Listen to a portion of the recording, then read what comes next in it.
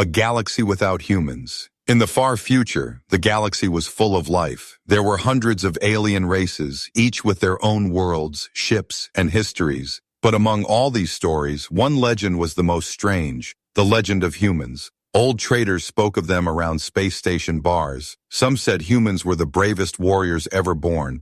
Others said they were dangerous, wild, and could never be controlled. Many believed they were extinct, wiped out in wars thousands of years ago. No one had seen a real human in living memory.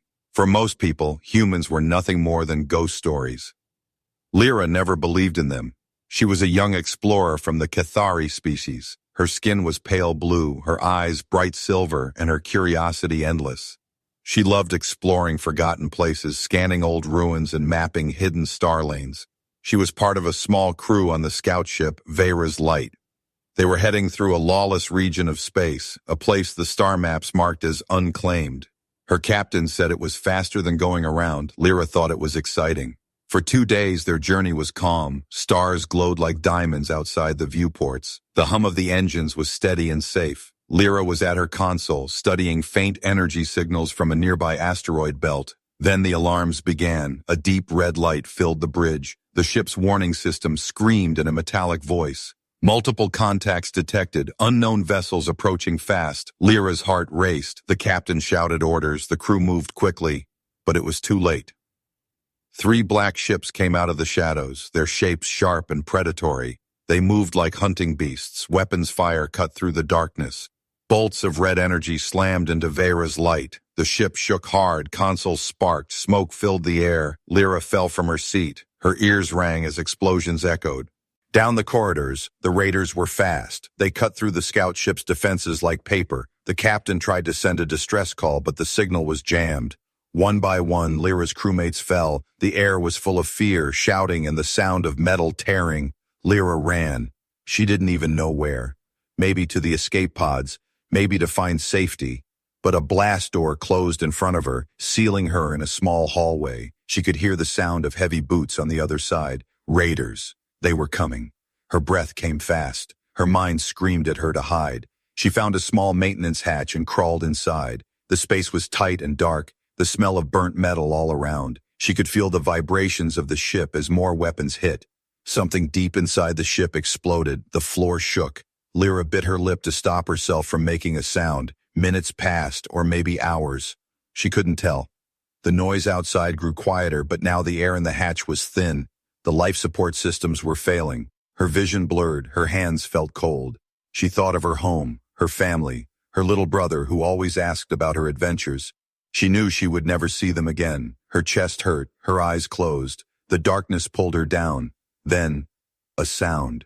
Not the heavy boots of raiders, but something faster, sharper, metal hitting metal, the hiss of cutting tools. She opened her eyes just a little. Light poured into the hatch as the cover was pulled away. A tall figure in strange dark armor looked down at her. The helmet was smooth and featureless, but the voice that came from it was strong. "You're safe now," it said. Before she could speak, another figure appeared beside the first. They moved with perfect coordination, checking corners, scanning for threats. These were not raiders. They were something else. Lyra's mind struggled to understand. She saw the armor. Old but well kept, with strange markings. She heard the way they spoke to each other, quick and calm even in danger. Then the first figure removed their helmet. The face beneath was pale, scarred, and human. Eyes that burned with focus, jaw tight with purpose. Lyra froze. This could not be real. Humans were only myths. But here one was, standing over her, breathing, alive, real. Before she could ask how or why, the human lifted her easily in strong arms. "We need to move," they said. Lyra felt herself carried through smoke and flickering light. Her ship was in ruins, her crew gone. She didn't know who these humans were or why they had come, but she knew one thing. Her life had just been saved by something the galaxy swore no longer existed, and nothing would ever be the same again. The rescuers. Lyra woke to the sound of metal. It was not the wild, chaotic noise of battle. This was steady, controlled. A low hum filled the air, a rhythm like the beating of a heart. She opened her eyes, slowly. The ceiling above her was curved, lined with strange glowing lines that shifted like living light. She tried to move, but her body felt heavy, Cold air brushed her skin, carrying the scent of oil, steel, and something faintly sweet, a smell she did not know. Her mind swam with half-memories, the attack, the raiders, the smoke, and then, the human face. She almost convinced herself it was a dream. Then she heard footsteps, slow, deliberate, as if each step was made by someone who feared nothing. A shadow fell across her. A figure stood at the end of the bed, tall, broad-shouldered, armor black and scarred. The helmet covered everything, its dark visor like an endless void. "You're awake," the voice said, deep, steady, unshaken. She wanted to speak, but her throat was dry. The figure turned to a table, picked up a small metal cup, and handed it to her. "Drink." The water was cool and sharp, clearing the fog in her head. Now she could see more. The walls were made of a material she couldn't name. Matte, dark, and covered in symbols that pulsed with faint blue light. The air hummed with hidden machines. This was no alien ship she had ever studied. It felt old and new at the same time. The figure tapped the side of their helmet, and with a faint hiss, it unlocked. The face that appeared was the same one from her memory. Human, strong jaw, short hair, a scar crossing the right cheek, eyes like frozen fire. "Name's Commander Rains," he said. "You're on the Ashen Spear now." Lyra stared. She wanted to ask 1,000 questions. Humans were extinct. They had to be.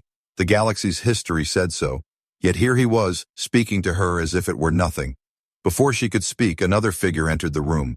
This one was lighter in build, wearing armor marked with red streaks. They carried a long rifle and moved with a predator's grace. They gave Rains a brief nod.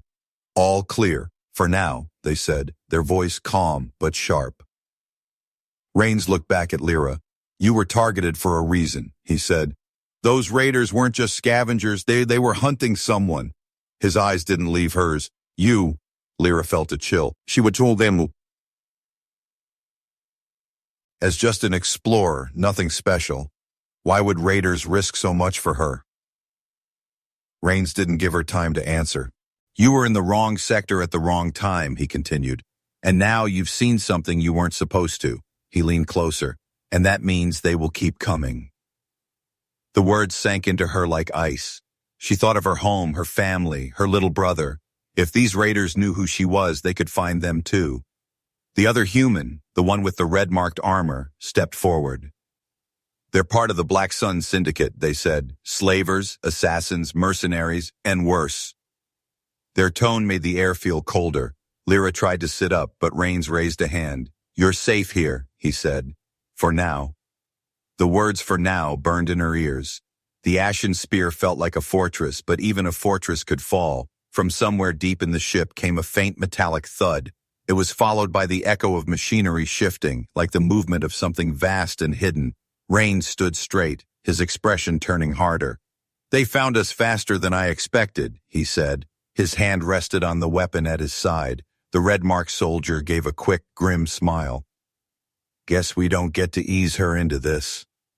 Before Lyra could ask what they meant, the ship's lights shifted from blue to deep crimson. A voice spoke over the intercom. Female, calm, with no trace of fear. "Multiple hostiles inbound, 90 seconds to contact." Rains pulled his helmet back on. "Stay here," he told Lyra, "and whatever happens, don't open that door." Then he was gone, moving with the same silent precision she had seen before. The other human followed, rifle ready. The door slid shut behind them with a heavy hiss. Lyra sat frozen. Her heart pounded in her chest. Through the walls she could hear faint vibrations, as if the ship itself was bracing for impact. She thought of the legends again. Humans who fought wars no one else could win. Warriors who vanished into shadows on Lobaum. It a strike from nowhere. She had never believed the stories. Now she wondered if the truth might be even stranger than the legend. Somewhere beyond that door, the humans were preparing to fight. And for the first time, Lyra felt that maybe the galaxy's most dangerous ghosts had just stepped back into the light. A dangerous offer. The Ashen Spear was quiet now. Too quiet. Lyra sat on the edge of the narrow bed, her fingers gripping the thin blanket. Every few seconds, she felt a faint tremor run through the floor. The kind of tremor that told her the ship was still moving, still running. But from what? Or from who? The door hissed open. Commander Rain stepped inside, removing his helmet. There was no sign of fear in his face, only the cold focus of someone who had faced death too many times to count. "You're alive because we were there," he said, his voice low but heavy with meaning. "And now I need to know, why were they after you?" Lyra shook her head.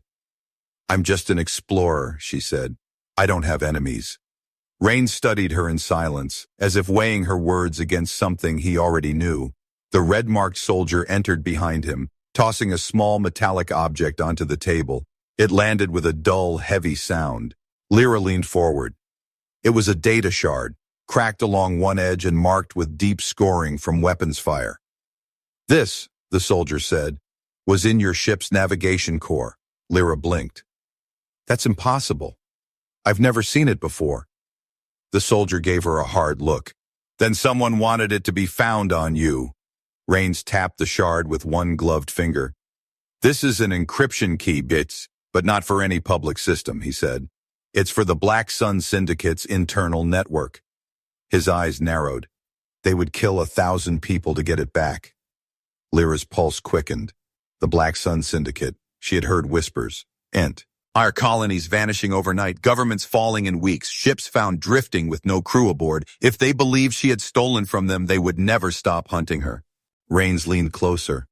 "You have two choices," he said. "One, we drop you on the nearest neutral station and you take your chances." He let the words hang in the air like a blade. "They'll find you before you finish your first meal," Lyra swallowed hard. "And the other?" Rains's voice grew even quieter. "The other, you come with us."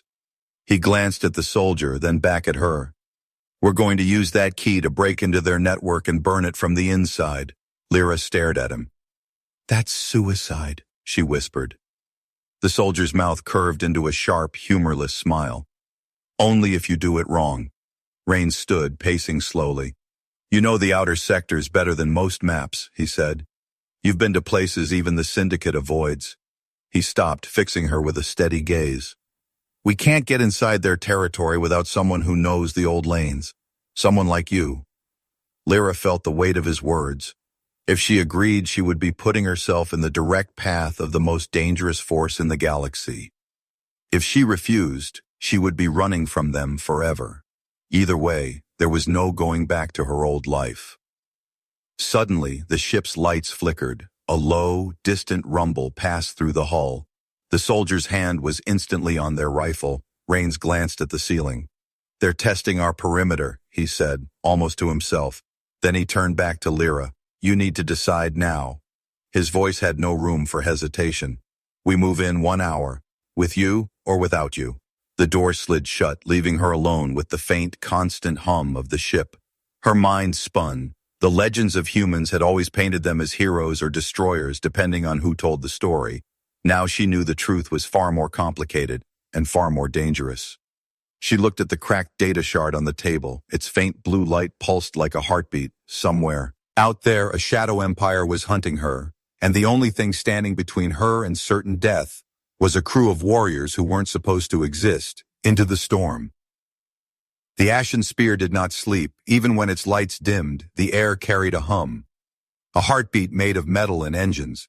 Lyra followed Commander Rains down a narrow corridor, the walls covered in strange markings that seemed more like scars than decorations. Every turn revealed another sealed door, another silent machine watching her with a faint, cold light. They stepped into a vast chamber deep within the ship. The air was warm here, heavy with the smell of oil and heat. Dozens of humans moved in the shadows, each wearing armor in shades of black and steel. They trained in complete silence, their movements sharp and exact. Some fought hand to hand, their strikes so fast Lyra's eyes struggled to follow. Others tested weapons, rifles that whispered instead of roared, blades that shimmered with a faint electric glow. Rain spoke quietly beside her. "Noise gives you away," he said. "Speed keeps you alive." His voice was calm, but every word felt like a lesson carved in stone. A sudden shout cut through the silence. 2 soldiers broke apart from a fight. One had a thin cut along their cheek, the other stood untouched, breathing steady. They reset, bowed, and began again, faster this time. Lyra felt her chest tighten. This was not training like she had ever seen. This was preparation for killing, And they were good at it, frighteningly good. The red-marked soldier from before appeared, tossing Lyra a small metallic sphere. "Catch," they said. Lyra fumbled but held on to it. "Now throw." She tossed it back and the soldier stepped aside. The sphere hit the ground and burst into a flash of blue light. When her vision cleared, the soldier was already behind her, holding the sphere again, too. "Slow," they said, placing it in her hand. "Try again before it costs you your life." Rains walked toward a table at the far side of the chamber.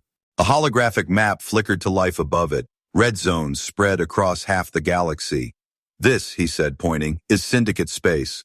The red-marked soldier leaned in, tapping a faint yellow line. "And this is our way in." Lyra studied the path. It cut straight through an uncharted nebula, its edges shifting like a living storm. Her heart sank. "That region is unstable," she said. "Ships disappear there. Navigation is almost impossible." Rain's eyes didn't waver. "That's why they won't expect us." The room grew quieter. Every soldier within earshot was now watching the map, their eyes cold and ready. Rains pointed at a small mark deep inside the red zone. "This is where they keep their high-value prisoners," he said. "Your people are there, and others who know things the Syndicate can't afford to lose." Lyra's breath caught. Her people, her mind filled with the faces of those taken. Friends, elders, maybe even family. She looked at the humans, their weapons, their silent discipline. They were preparing to walk into the most dangerous territory in the galaxy. The red-marked soldier smiled without warmth. "We'll go in during the storm," they said. Lyra frowned. "What storm?" Rains zoomed in on the nebula. Swirling clouds of gas and energy shifted like the coils of a giant beast. Every few minutes, lightning the size of cities flashed through it. "That storm," he said. "The Syndicate won't risk their ships inside it, but we can." "How?" she asked. Rains simply said, "Because we're already dead to the galaxy." Those words hung in the air. The soldiers returned to their training, but Lyra felt their attention never truly left her. She realized then that these humans were not just warriors. They were ghosts in the machine, predators that hunted in silence until it was too late. Somewhere in the distance, the ship's engines roared to life. The lights shifted from dim gold to deep red. The ashen spear was turning toward the storm. Lyra's hands tightened into fists. She had chosen her path, and there was no turning back now. The silent infiltration. The nebula swallowed the ashen spear whole. Outside the viewports, there was no starlight. Only a swirling wall of red, blue, and violet clouds that shifted like a living ocean. Electric storms flashed through the gas, turning shadows into monsters for a heartbeat before darkness returned. The crew moved without speaking. Every motion was quick, precise, and silent. Even the hum of the engines had changed. Rains had ordered them into stealth mode. The ship glided forward like a hunting predator, unseen and unheard. Lyra stood beside the holographic map in the command bay. The path they followed was thin and winding, the margins so small a single mistake could crush them between collapsing gas currents. She guided them with coordinates from her own charts. Every few seconds, the ship shuddered as lightning tore through the nebula nearby, but the humans didn't flinch. They had done this before. The red-marked soldier appeared at her side, carrying two sleek black devices. "Put this on," they said, handing her one. It was a mask, light and smooth, with a faint blue glow along the edges. "It'll let you breathe in the station's atmosphere, whatever it is." "Whatever it is?" she asked. The soldier's smile was thin. "You don't want to know." Ahead, the nebula clouds began to thin, and there it was. The Syndicate's stronghold, a massive station carved into the side of a dead asteroid. Its structure was jagged, almost organic, like it had grown out of the rock itself. Rows of weapons lined its hull, their barrels dark but ready. Rain's voice was calm over the comms. "Phase 1. No alarms." The ship didn't slow as it approached. Instead, it drifted toward the asteroid's shadow, hiding in the deep black where even scanners struggled. The humans moved to the drop bay, armor sealed, weapons ready. Lyra followed, her mask already in place. The air in the bay was cold, the kind of cold that felt alive. When the outer hatch opened, there was no sound. only the infinite silence of space. They stepped into it without hesitation, using small thruster packs to drift toward a maintenance hatch far below the station's main docks. Lyra's pulse thundered in her ears. One wrong move and they would drift into open view. The hatch was guarded by 2 syndicate sentries, their armor spiked and dark. Before Lyra could speak, the red-marked soldier was gone from her side. She saw only a faint shadow move across the wall. The 2 sentries collapsed without a sound. The soldier reappeared, already pulling the hatch open. "Keep moving," they whispered. Inside, the station was worse than she imagined. The walls dripped with condensation. The air smelled of oil and old blood. Dim red lights flickered overhead, casting long, twitching shadows. Somewhere deep in the station, heavy machinery groaned like a sleeping beast. The humans moved in pairs, clearing every corner. They spoke in short bursts over their private comms. Their formation never broke. They flowed like water through the corridors. Every time Lyra thought they would be seen, a shadow moved, a light failed, or a guard simply vanished. She realized then that the syndicate had no idea death was already walking their halls.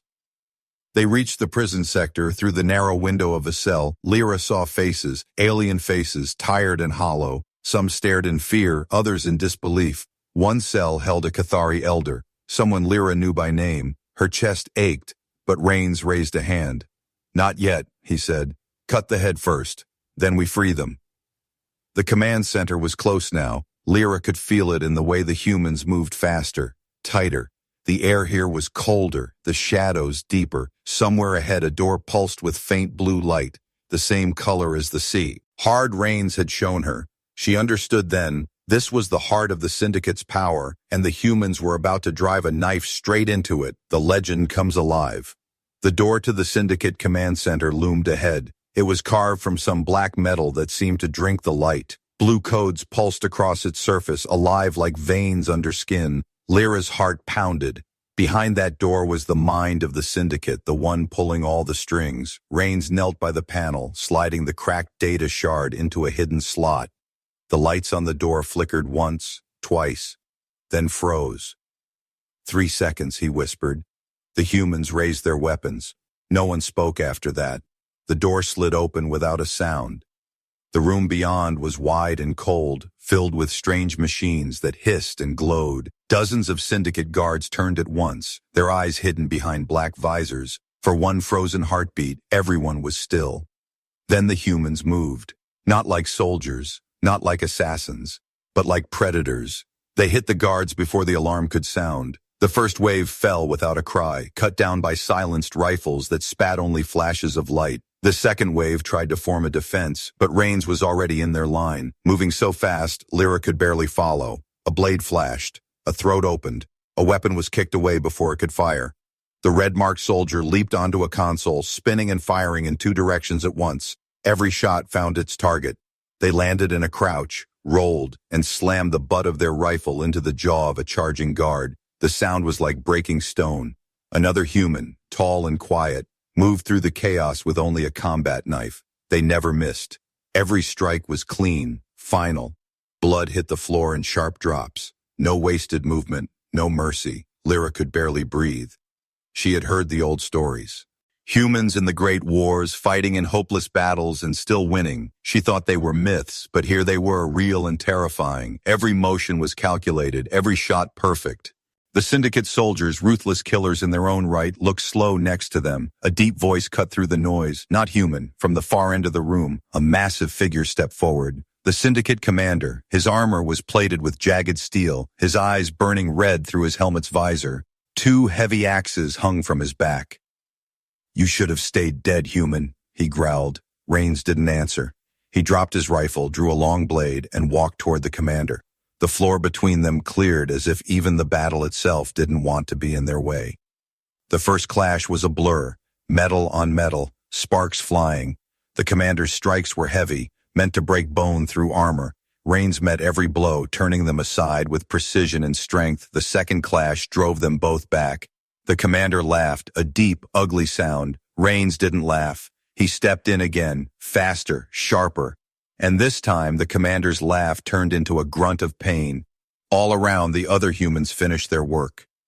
The guards lay silent, the machines burned. The red-marked soldier planted charges along the walls. The quiet one with the knife sealed the doors.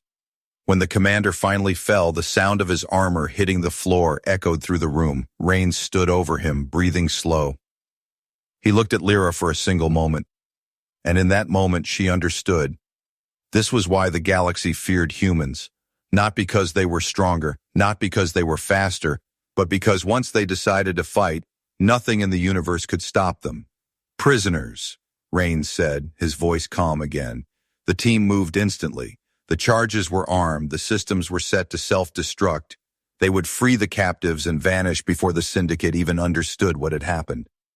As they left the command center, Lyra glanced back one last time. The fires had already started. The Syndicate's heart was burning, a new belief. The corridors of the Syndicate station shook as alarms wailed. Flashes of red light painted the walls. Far away, deep explosions rolled like distant thunder. The Ashen Spear's team moved fast, guiding freed prisoners through the chaos. No one spoke. There was no need. The human's pace told everyone the truth. Time was almost gone. Lyra stayed near the middle of the group. Her eyes scanned the faces around her. Her people, strangers from other worlds, beings she had only read about. All of them had been pulled from cells moments ago, still too dazed to understand they were free. The red-marked soldier moved ahead, clearing each corner before anyone passed. The quiet one with the knife stayed at the rear, a shadow that let nothing follow, and Rains, always in the center, kept the formation tight. Every few seconds, he glanced at Lyra, as if measuring whether she could keep up. They reached the docking bay, a wide hollow space with the cold smell of metal and fuel. In the center sat a shuttle, its hull marked with the same strange patterns as the Ashen Spear. The moment they entered, the freed prisoners were rushed inside. Lyra turned to follow, but Rains stopped her with a hand on her arm. "You're not done yet," he said. His voice was steady, but his eyes burned with something fierce. "You've seen what we are, and you've seen what they are. Now you need to decide what you'll do with that knowledge." Lyra's mouth was dry. Before she could answer, another explosion ripped through the station. Dust fell from the ceiling. Lights flickered. The red-marked soldier shouted from the shuttle's cockpit. "We're out of time, Commander." Rains looked at her for a moment longer. Then he let go, stepping back.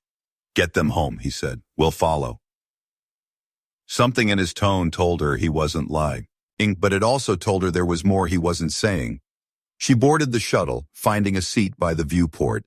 Through the glass, she watched as Rains and his team faded into the shadows of the bay. They didn't run, didn't rush. They moved like they belonged to the darkness. Then the shuttle's engines roared, and the view shifted as they blasted away from the station. The Syndicate stronghold was already breaking apart. Flames spilled into the void, torn sections of the asteroid drifting into the nebula's currents. For a moment, she thought she saw the Ashen Spear slide out from the wreckage, turning into the storm. And then it was gone, swallowed by the clouds. Silence filled the shuttle. The freed prisoners sat in stunned quiet. Some cried softly, some stared ahead. Lyra didn't speak. Her thoughts were tangled and sharp. The legends had called humans warriors, ghosts, destroyers. She had seen all of it in a single day. But the legends never spoke about the other thing, the thing that made them unstoppable. It wasn't just their skill or their speed or their ruthlessness. It was their choice.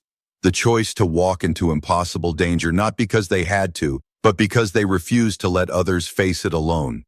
As the shuttle cleared the nebula and stars filled the viewport again, Lyra felt something she hadn't since the attack.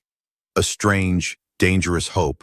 She didn't know where the humans would go next or if she would ever see them again. But one thing was certain.